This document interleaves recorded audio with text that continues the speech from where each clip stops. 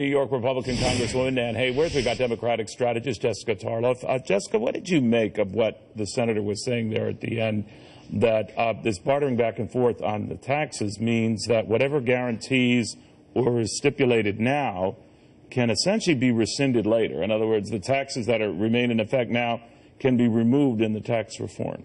I thought it was incredibly interesting, and I totally agree with you. Tim Scott has impressed me for a long time now, especially the way that he speaks about criminal justice reform and his willingness to work across the aisle there. But that's probably the best Republican senator interview that I've heard thus far on the health care bill, realizing how important it is to make sure that people don't have things taken away from them, not necessarily in an entitlement way, but just important things that we want to make sure that our lower income Americans have, and also the need for reform, which I think that smart Democrats are starting to talk about more as well, and hopefully Chuck Schumer will be leading the way there. Well, I thought that was holding your breath for that, right? No, I'm not. I'm breathing freely. Okay, I did want to check that. Yes, we're all good on the breathing front.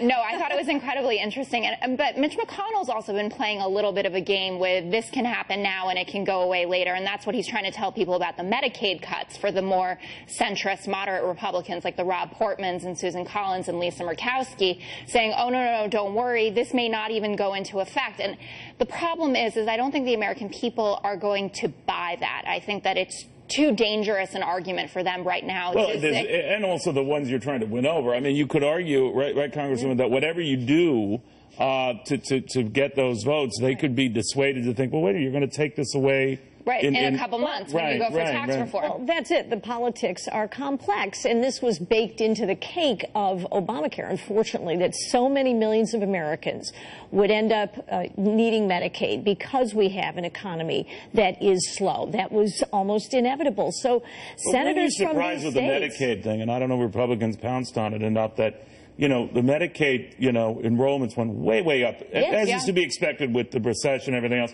But they never went down. No, because we haven't yet really been able to revive the economy to the point that we can put these folks back to work. The economy was revived enough to normally take that surge out, and it didn't. You're right. So my view on this is that when you get a government program and give it to people, whatever you think of the government program, it's very hard to take it away. Right. So even talk about trimming its growth, and it grows under all the plans here, just not as much under some versus others. It becomes political. You can't do it, and you guys look heartless. That's the problem, and they worry about being seen as taking something away from their constituents instead of rightly being seen as giving them opportunity, giving them a better I don't think so. Listen, Democrats are very pro-opportunity. I mean, we want everyone to get back to work, and we want everyone to earn a good wage, and I do understand that. Are you so pro-opportunity that you would be pro-having government, wean itself away? I mean, I would, but I'm not popular with the left wing of my party anyway. I mean, I think entitled reform is crucial. Sure. I think Simpson-Bowles should have gone into effect. I don't want to grow up. I mean, I'm paying into a system. I'm not going to get my entitlements.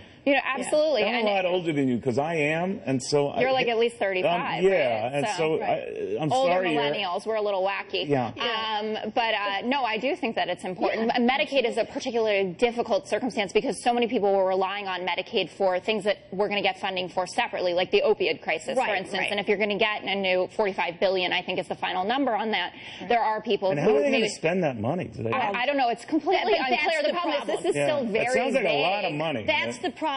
Anytime we put government in charge of these programs, it will inherently be inefficient, ineffective, relative to what could be accomplished. What if Republicans fail at this? Are you worried that their agenda, the tax cut thing, is done? Yes, and Senator Schumer, who is very unlike Jessica, who would get things done, Senator Schumer knows that he's got this whole process under a barrel. He's got a lock on it because you can't bring broad legislation to the floor without 60 votes.